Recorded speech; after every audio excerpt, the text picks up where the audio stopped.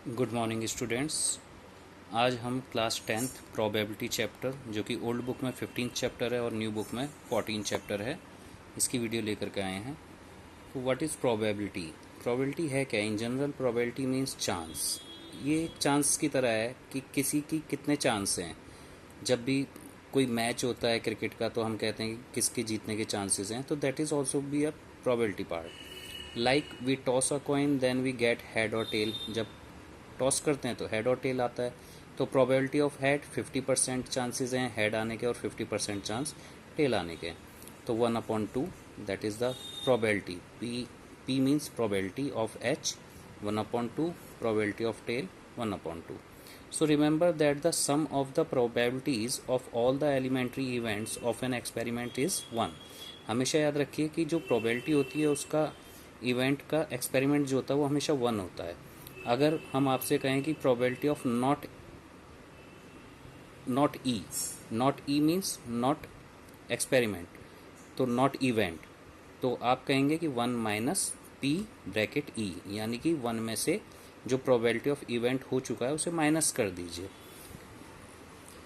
If P E यानी कि probability of event 0.05 है, तो what is the probability of not E? तो नॉट ई की प्रोबेबिलिटी कितनी होगी? तो 1 में से आप 0.05 को माइनस कर देंगे तो 0.95 आंसर। ओके। ऐसे he gives P not having the same birthday. जैसे हमारे पास क्वेश्चंस हैं बुक में, अगर आपने देखे होंगे तो आपकी बुक में क्वेश्चंस आएंगे और उन क्वेश्चंस में भी इसी तरीके के पार्ट्स आएंगे। जैसे हम देख सकते हैं, it is given that in a group of 3 students the probability of 2 students not having the same birthday is 0.992। Same birthday नहीं आएगा, इसकी प्रोबेबिलिटी 0.992 है। तो what is the probability that the 2 students have the same birthday? तो same birthday आने की कितनी probability होगी? तो आप देखेंगे यहाँ पर कि given P not having the same birthday 0.992, लेकिन हैविंग द सेम बर्थडे के लिए 1 माइनस 0.992, हम 1 में से इसे माइनस करेंगे तो हमारा आंसर 0.008 आएगा। नेक्स्ट क्वेश्चन है, अ bag contains 3 red balls and 5 black balls. एक बैग है, उसमें 3 रेड बॉल हैं और 5 ब्लैक बॉल्स हैं। तो a ball is drawn at random from the bag. What is the probability that the ball drawn is red और not red? Red आने की कितनी प्रोबेबिलिटी और नॉट रेड की कितनी प्रोबेबिलिटी है? तो सबसे पहले हमें ये देखना कि हमारे पास टोटल बॉल्स कितनी है, टोटल आउटकम्स कितने हैं हमारे पास। तो 3 + 5 8 होता है। तो हम लोग 3 रेड बॉल्स 5 ब्लैक बॉल्स, तो टोटल आउटकम्स यानी कि बॉल्स कितनी है 8। तो now P bracket red ball, number of outcomes favourable upon number of possible outcomes. तो नंबर ऑफ पॉसिबल आउटकम्स में हमेशा जो हमारे टोटल आउटकम्स हैं वही आएंगे, यानी कि 8 बॉल्स हैं तो 8 नीचे आएगा डेनोमिनेटर्स में। और जिस चीज़ के बारे में पूछेगा वो, जैसे रेड बॉल के बारे में पूछा है तो रेड बॉल कितनी है हमारे पास 3, तो 3/8 इज द आंसर। अब उसने कहा है पी नॉट रेड, यानी कि उसे रेड बॉल नहीं चाहिए, तो दूसरा कलर कौन सा था हमारे पास? ब्लैक, और वो कितना था 5, तो 5/8 इज द आंसर। इस तरह से क्वेश्चंस बनते हैं। और भी क्वेश्चंस आते हैं, जैसे यहाँ पर है हमारे पास, a game of chance consist of spinning an arrow which comes to rest pointing at one of the numbers. हमारे पास एक स्पिनिंग एरो वाला नंबर है, इसमें कई सारे नंबर दिए हैं यहाँ पे 1 2 3 4 5 6 7 8।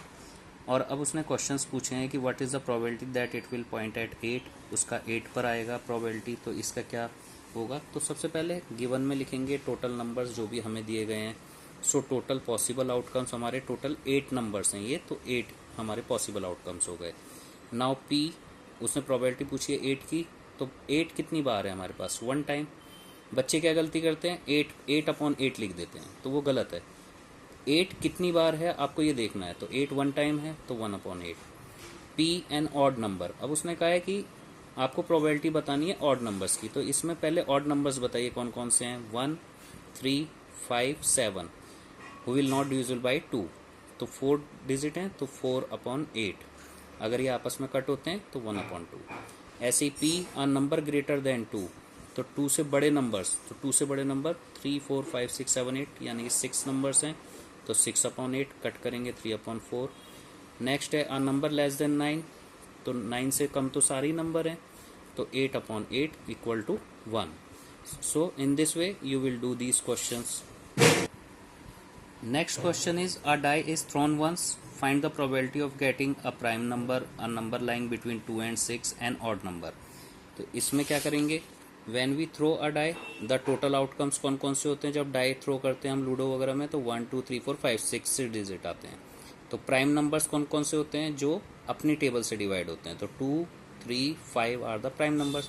तो 3/6, तो कट करा 1/2 आंसर.